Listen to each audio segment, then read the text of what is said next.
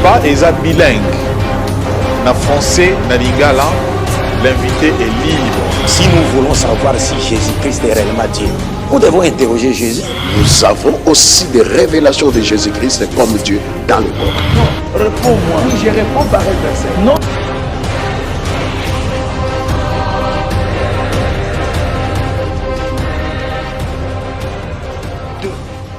Les versets 16.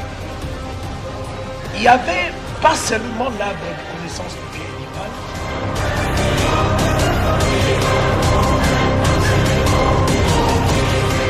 Les gens ont connu les Bouddha. Les gens ont connu les Napoléons Bonaparte. La Bible parle qu'il y a un seul Dieu. Il n'y a jamais eu trois dieux. Quand il parle de trois dieux, la Bible n'a jamais dit qu'il y a trois dieux.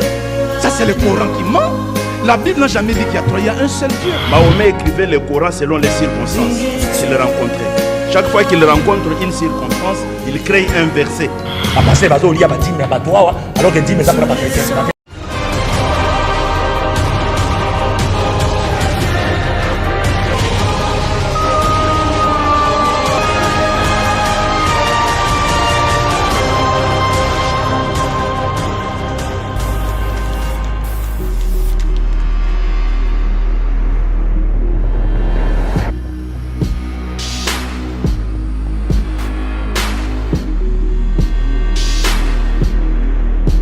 Vivre dans la polygamie ou tout être normal. Alors, autant de questions que nous nous posons pour avoir de amples précisions sur ce sujet, la polygamie. Nous avons aujourd'hui dans Débat religieux deux co-débatteurs, des serviteurs de Dieu. À ma gauche, nous recevons pour la première fois dans Débat religieux. Il est venu du Kananga et c'est un homme de Dieu depuis très très longtemps. Il s'agit de l'évêque Moïse Katenga Ngobwa, l'évêque Moïse Katenga Ngobwa et de l'église Fondation Gloire. D'abord, prenons la Bible. Dans Genèse 3, 16.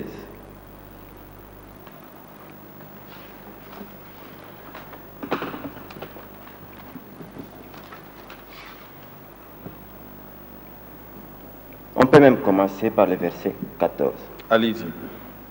Alors l'Éternel Dieu dit au serpent, puisque tu as fait cela, te voilà maudit parmi tous les bétails et les animaux sauvages. Tu te traîneras sur le ventre et tu mangeras de la poussière tout au long de ta vie.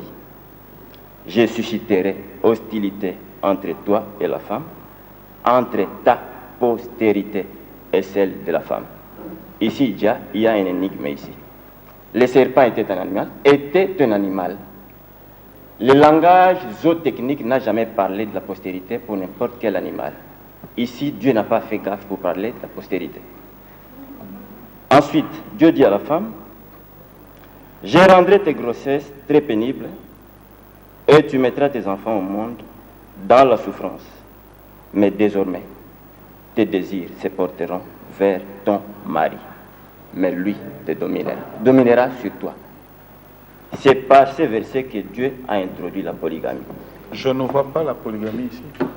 Ce n'est pas à tout le monde de le voir. Dieu a donné les yeux au prophète Vous William qui Branham. avez les yeux, expliquez-nous maintenant qu'on voit qu'ici il y a la polygamie.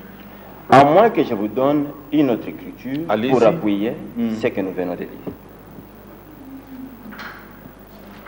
Il vous reste encore 2 minutes.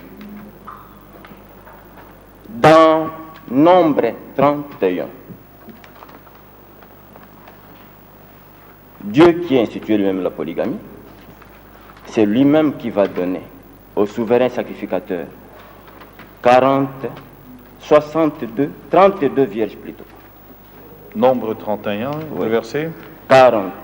Le verset 40. Nombre 31, le verset 40. Écoutons ce que la Bible dit, le passage donné par Salomon. 16 000 êtres humains, 32 sont retenus pour le Seigneur. C'est ce que Nombre 31, 40 dit. Moïse remet au prêtre Éléazar la part de tout le Seigneur, la part pour le Seigneur, comme le Seigneur l'a recommandé.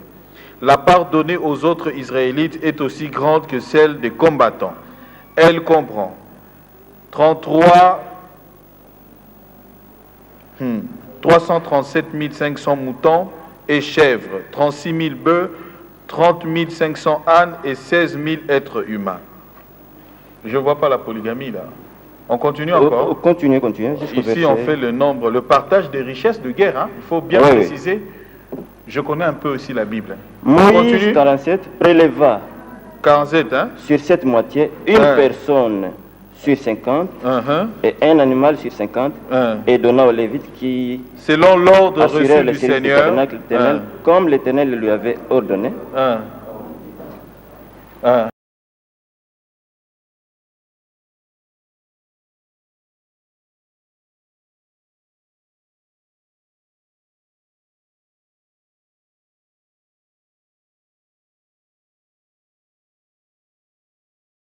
Prenons la Bible.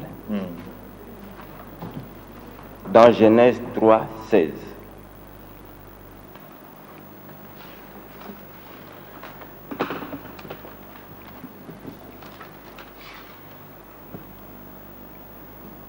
On peut même commencer par le verset 14. Allez-y. Alors l'Éternel Dieu dit au serpent, puisque tu as fait cela, te voilà maudit parmi tous les bétails et les animaux sauvages. Tu te traîneras sur le ventre et tu mangeras de la poussière tout au long de ta vie. Je susciterai hostilité entre toi et la femme, entre ta postérité et celle de la femme. Ici, déjà, il y a une énigme ici. Le serpent était un animal. Le langage zootechnique n'a jamais parlé de la postérité pour n'importe quel animal. Ici, Dieu n'a pas fait gaffe pour parler de la postérité. Ensuite, Dieu dit à la femme, je rendrai tes grossesses très pénibles et tu mettras tes enfants au monde dans la souffrance. Mais désormais, tes désirs se porteront vers ton mari. Mais lui te dominera sur toi. C'est par ces versets que Dieu a introduit la polygamie. Je ne vois pas la polygamie ici. Ce n'est pas à tout le monde de les voir. Dieu a donné les yeux au prophète Vous William qui Branham. avez les yeux, expliquez-nous maintenant qu'on voit qu'ici il y a la polygamie. À moins que je vous donne une autre écriture Allez-y. pour appuyer ce que nous venons de dire. Il vous reste encore 2 minutes. Dans Nombre 31, Dieu qui a institué lui-même la polygamie, c'est lui-même qui va donner au souverain sacrificateur 32 vierges plutôt. Nombre 31, le verset 40. Le verset 40. Nombre 31, le verset 40. Écoutons ce que la Bible dit, le passage donné par Salomon. 16 000 êtres humains, 32 sont retenus pour le Seigneur. C'est ce que Nombre 31, 40 dit. Moïse remet au prêtre Éléazar la part de tout le Seigneur, la part pour le Seigneur, comme le Seigneur l'a recommandé.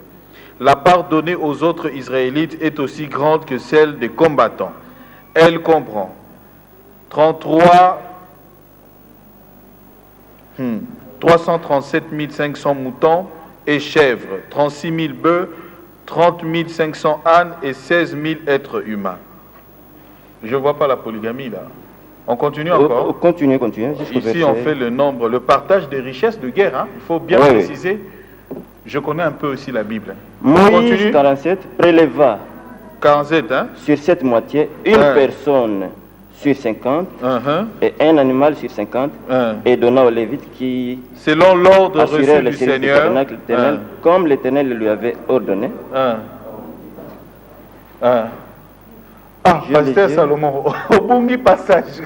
Pardonnez-moi, j'ai les yeux troubles.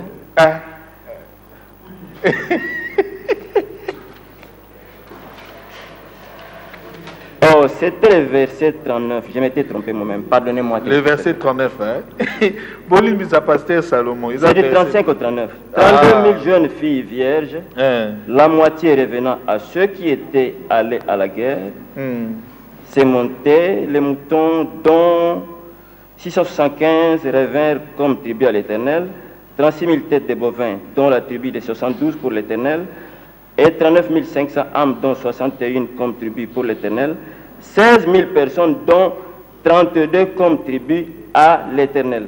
Et Dieu avait dit à Moïse de le lui donner au souverain sacrificateur. C'est la dîme que Dieu a donnée du butin de la guerre des jeunes filles vierges qu'ils ont capturées dans la bataille. Voilà. À ceux. La dîme donnée au souverain sacrificateur par ordre d'Élohim, c'était 32 vierges. Je ne comprends pas. Bon, merci.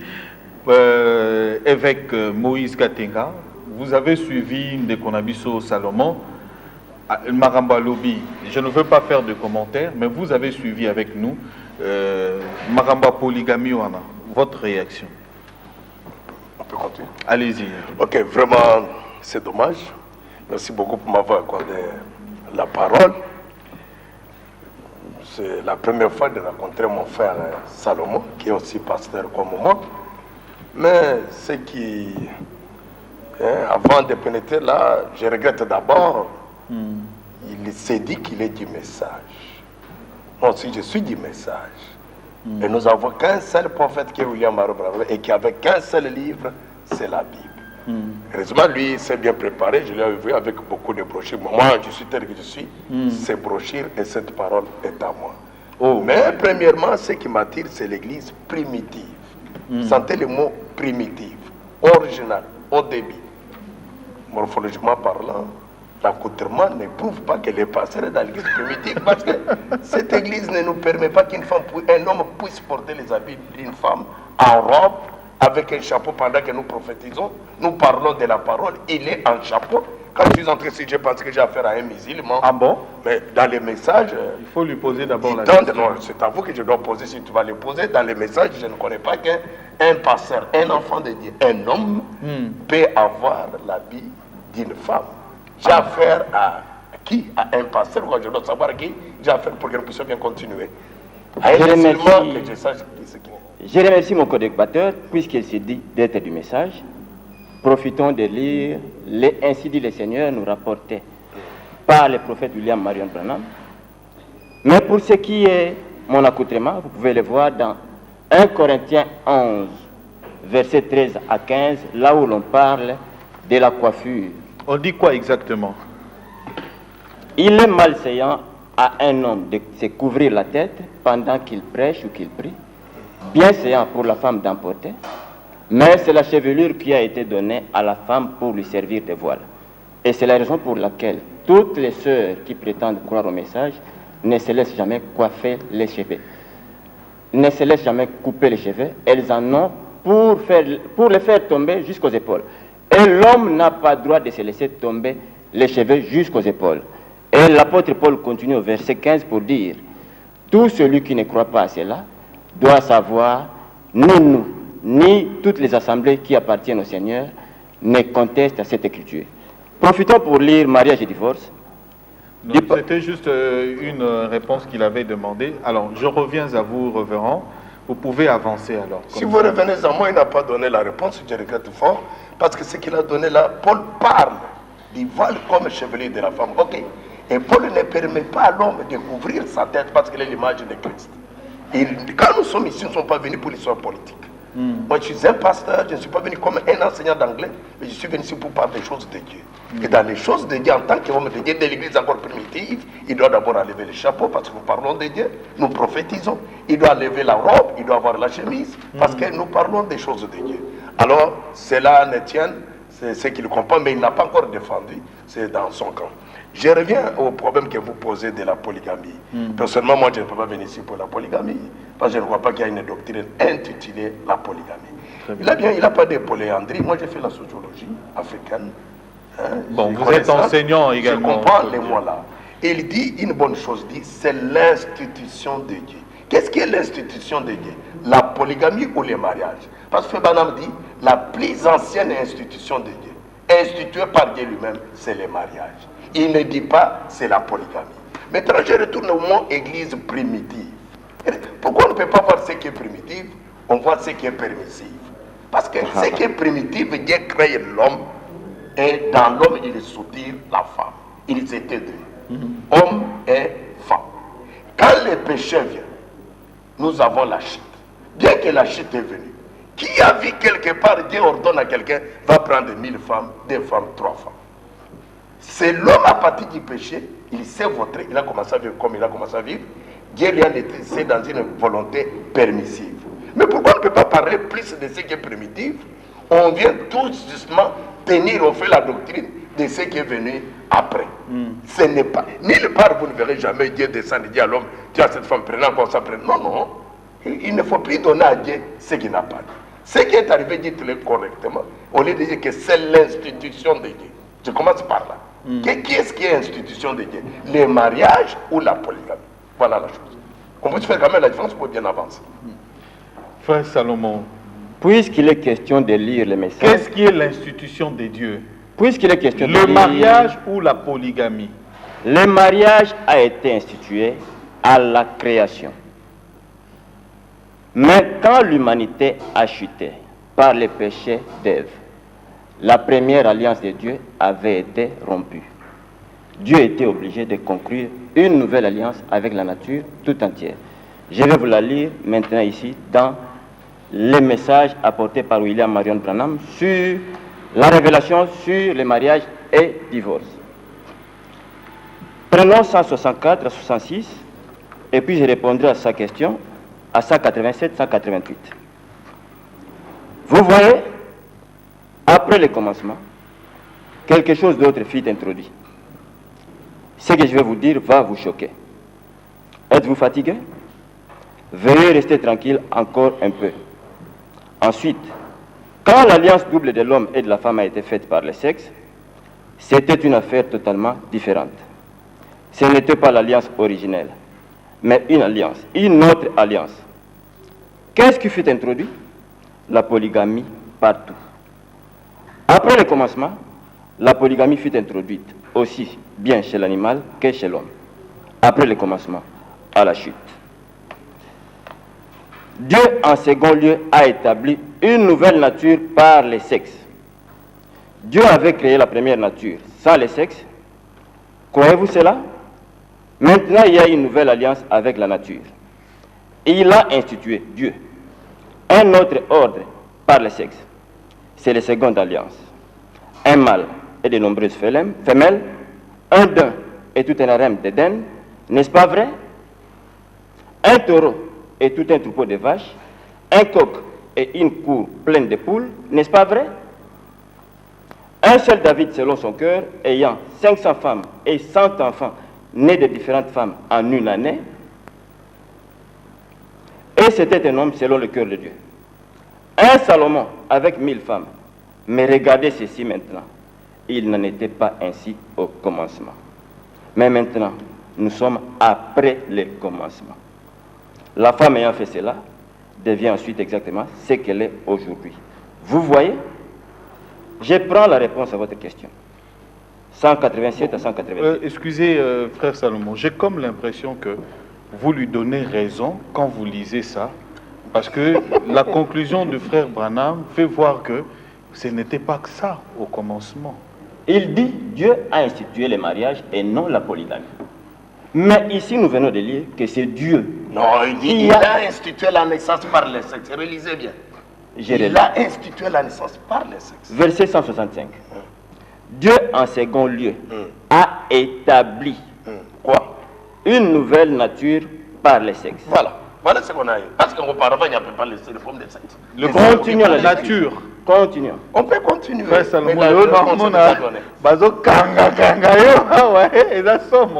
Peut-être. Croyez-vous cela? Croyez-vous cela?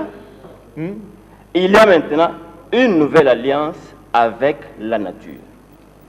L'alliance de Dieu avec toute la nature. Il a institué un autre ordre par les sexes. C'est Dieu. C'est la seconde alliance de Dieu avec la nature tout entière. Un mâle et de nombreuses femelles. C'est Dieu qui a institué. Je continue pour répondre. 187 et 188. C'est le type de Christ. Remarquez qu'il est précisé qu'il ne peut se marier qu'avec une vierge. Il peut se marier de nouveau si c'est avec une vierge. Mais il ne peut pas se marier avec la femme de quelqu'un d'autre. Pas du tout.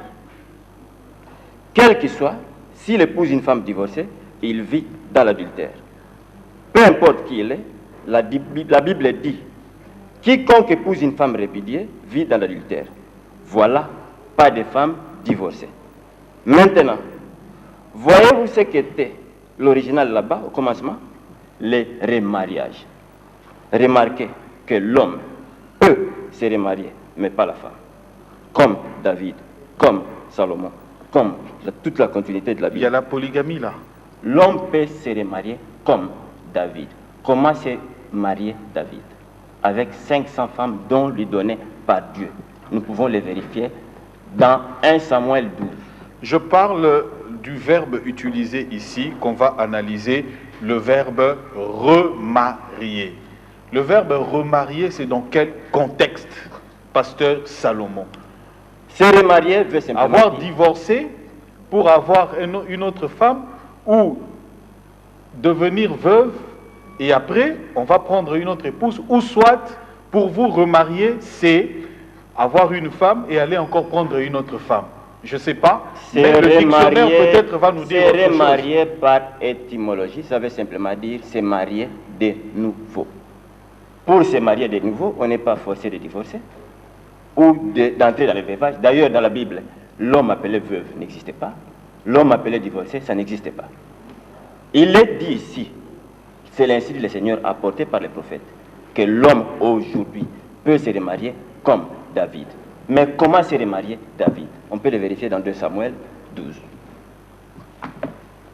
Vous avez pris beaucoup de temps, hein? Allez-y alors. Je peux le dire sans le lire. C'est Dieu qui a dit à David, je t'ai donné toutes les femmes de ton prédécesseur Saoul. Si cela était peu, je t'aurais encore ajouté une autre. Il fallait me demander, pourquoi tu as fait ce qui est mal à mes yeux en prenant la femme de Uri pour en faire ta femme? Je ferai venir le malheur contre toi dans ta propre maison. J'enverrai un autre homme pour coucher avec tes femmes devant tout le monde. Pasteur Moïse, vous avez suivi, hein? Alors, la logique de la réflexion du pasteur Salomon, qu'en dites-vous? Non, de toute façon, moi je voulais être fixé. Je vois que le débat va rester entre vous et le pasteur Salomon, pas entre vous et moi, parce que je ne vois pas sur les sujets sur lesquels nous sommes en train de débattre avec lui. Hein? Je vous fais réfléchir. Vous n'êtes pas du message, mais le pasteur doit savoir celui qui parle avec lui. Je ne suis pas un novice, un enfant, ni du haut de la chair, mais 32 ans. Du haut de la chair, j'ai fouilleté tout. J'en ai assisté à autant de choses. Et je connais beaucoup de choses. Je connais l'origine de toutes les doctrines au Congo. Comment les choses sont venues, etc., etc. Je ne peux pas entrer là, ce n'est pas mon problème. J'aimerais vous montrer quelque chose d'abord. Ici, nous parlons à tout le monde. Je peux même demander à mon frère de prendre le boucher, me mettre à côté, et que nous parlons avec les livres communs qui est la Bible. Frère Banham, c'est le prophète qui est venu nous ramener où ça? À la Bible. Frère Banham n'avait pas une brochure. Il avait la grande brochure qu'il pêchait avec, c'est la Bible. Donc les brochures qu'il a amenées là, c'est la Bible interprétée. Donc je ne crois pas que Frère Banham va contredire la Bible. Moi je ne suis pas contre lui. C'est ce qu'il est en train de dire. Mais nous devons mettre chaque chose à sa place. Et quel est notre souci? Qu'est-ce que nous poursuivons quand nous annonçons ce que nous annonçons? Parce qu'on parle de la polygamie. On doit aussi connaître les choses. La polygamie que nous parlons, c'est pour tout le monde. C'est pour les prédicateurs. Bon, il y a des choses que nous devons aussi préciser pour savoir sur quel point nous parlons. Parce que moi, je ne fixe pas ce qu'il est en train de dire. Mais je sais mettre chaque chose à sa place. Et je ne suis pas là pour nier ce qu'il dit d'emblée parce que je ne suis pas de son obédience. Non. Même si un prêtre catholique dit une chose conforme à la parole, moi je dis amen. Je crois cela. Quand ça déplace, je dis non, ce n'est pas ça.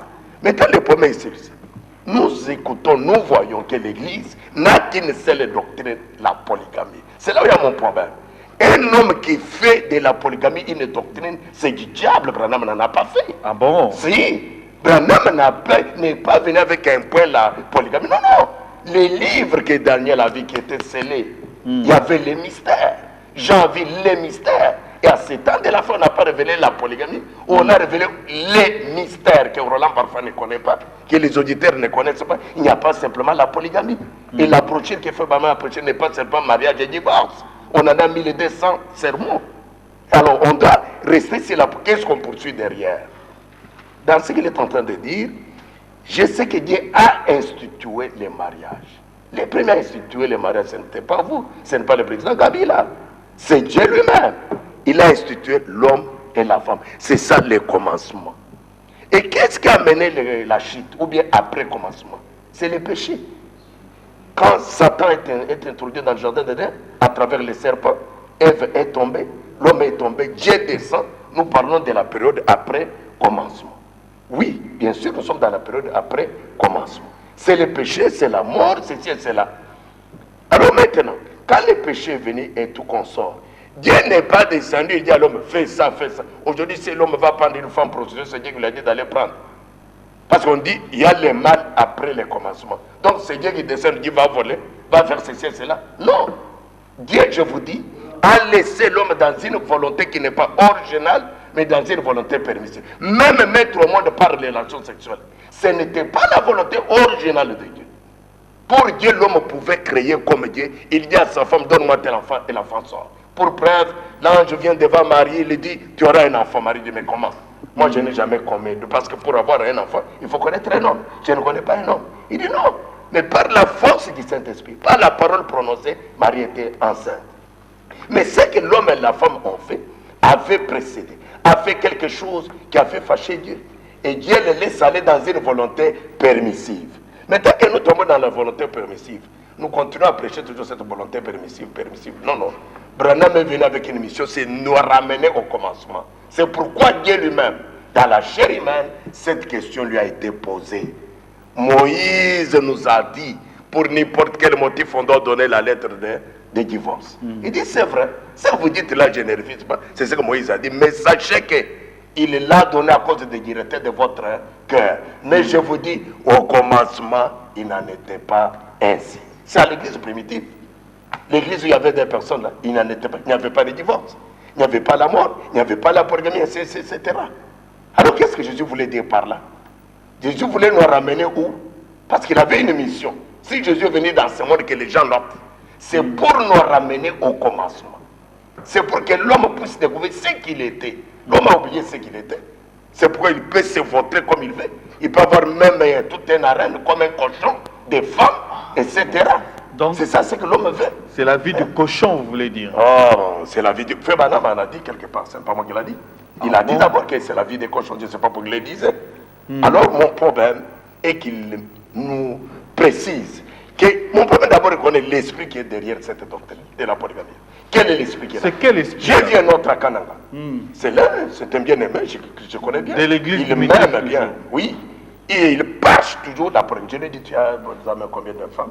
Il dit, j'ai une femme, mais j'ai une fiancée. Je dis, tu vois. Mais tu pouvais être modèle d'avoir 5, 4, 10, 3. Alors tu prêches. Parce qu'il faut vivre ce que tu prêches. Comment toi tu prêches aux gens d'avoir autant de femmes et toi-même tu as une seule femme? Alors tu es ce qu'on appelle le manchiro, tu es là-bas dans mon pont. C'est que vous jetez les enfants dans les ravins, toi tu restes là. Tu les regardes. Bon, c'est ce qu'ils font. Alors moi je ne suis pas venu ici pour prêcher la polygamie. Ce n'est pas ça la doctrine. Vous corrigez. J'aimais chaque chose à sa place. Ah Salomon. Mais jusque-là, Ozoko Kaka. Dans sa réaction. Zéla, Salomon. Réaction, hier, Libanda. Balobi, la polygamie, c'est pas bon. Confère Abraham, Sarah est la mère d'Ismaël. Pourquoi Dieu a eu la formule de repousser loin dans le désert la mère d'Ismaël? Ça a créé le désordre dans la famille. Quand on a 2 ou plusieurs femmes, même après la mort du mari pour le partage, c'est pourquoi Jésus nous parle d'un mari pour une femme. Je lui réponds d'emblée. Allez-y.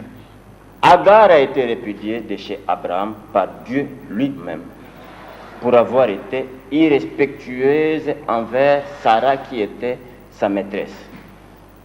D'abord, quand Sarah l'a chassée pour la première fois, Yahweh a envoyé son ange pour la ramener à s'humilier. Elle avait été à nouveau reçue. Mais quand son enfant a cru et que Isaac a été sévré, c'est Ismaël qui s'est moqué à son tour d'Isaac. Et Dieu était obligé de chasser Agar de chez Abraham. Mais voyez dans Genèse 25, Abraham n'avait pas seulement pour femme Sarah et Agar, il en avait tant d'autres. Vous pouvez le vérifier dans Genèse 25, verset 1er au verset 5. À sa mort, il a laissé beaucoup de veuves. Donc Dieu n'était pas revenu pour... Come and do what only you can do. Mighty man of war, Lion of Judah, we bow down and worship you. Yahweh, Yahweh, come and do what only you can do.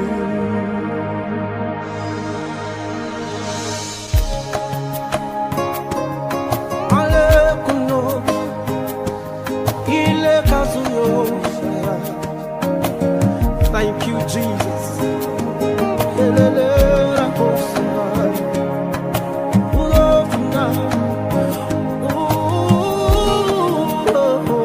Hallelujah.